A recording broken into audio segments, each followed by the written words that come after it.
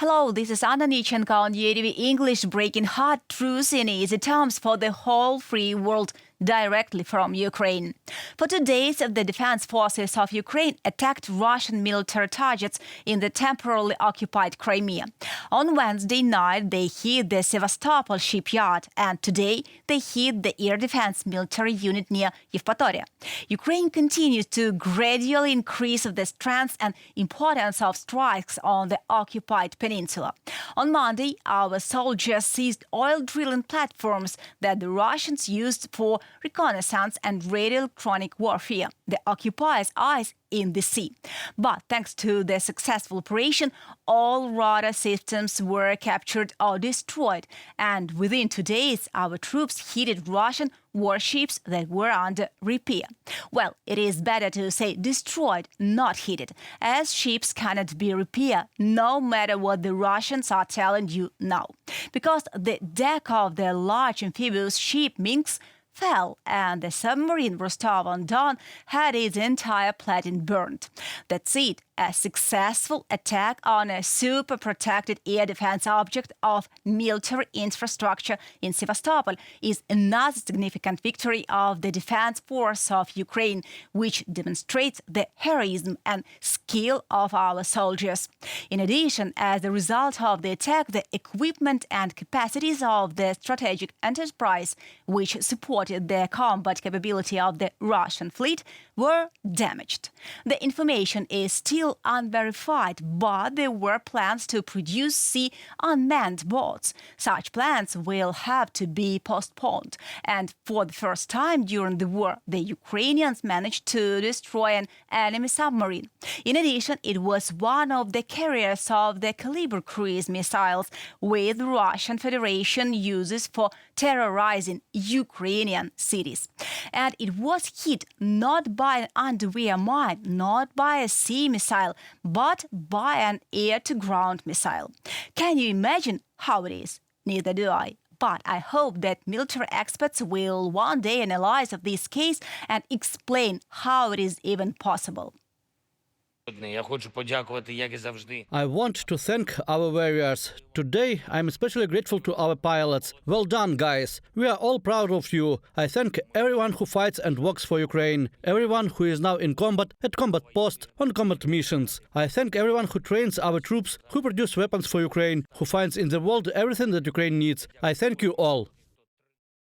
As for the landing ship Minsk, the Russians brought it to Sevastopol from the Baltic Sea, expecting to use it in an amphibious operation against Ukraine. However, fate ordered differently, but fairly.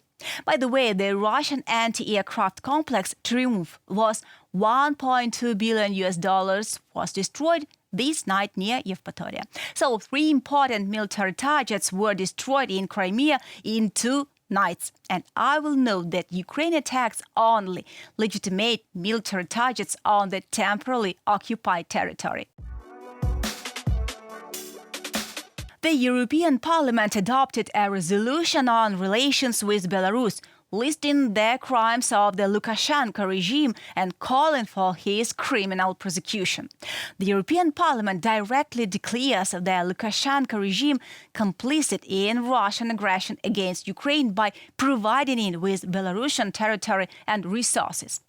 It is the first official accusation of the self-proclaimed president of Belarus for helping to start a war against Ukraine.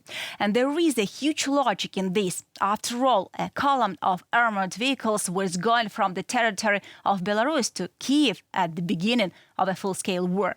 During the months of last fall and winter, Belarusian airfields became bases for Russian planes that launched missiles at Ukrainian cities and energy infrastructure. Yes, now Lukashenko can deny and say that Belarusian troops didn't take part in military operations. But during a bank robbery, the driver of the car is the same criminal as the one who enters the premises wearing a mask and points a weapon.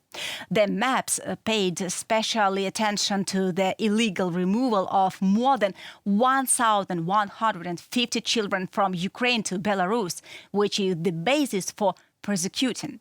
Belarusian officials, based on the example of the arrest warrant issued by the International Criminal Court for Putin and Lvova-Belova. The resolution also notes of the crimes of the illegitimate Lukashenko regime against its own people. The vast majority of Belarusians do not support the dictator and aggression against Ukraine. The European Parliament called on the European Union Council to expand sanctions against Belarusian officials. Also, the resolution of the European Parliament records the facts of the spread of anti-Ukrainian propaganda and incitement of hatred towards Ukraine by the dictatorial regime in Minsk. Well, if you deal with the Russian dictator, you will become a dictator yourself. Also, there is still the question who was the first with usurpation skills.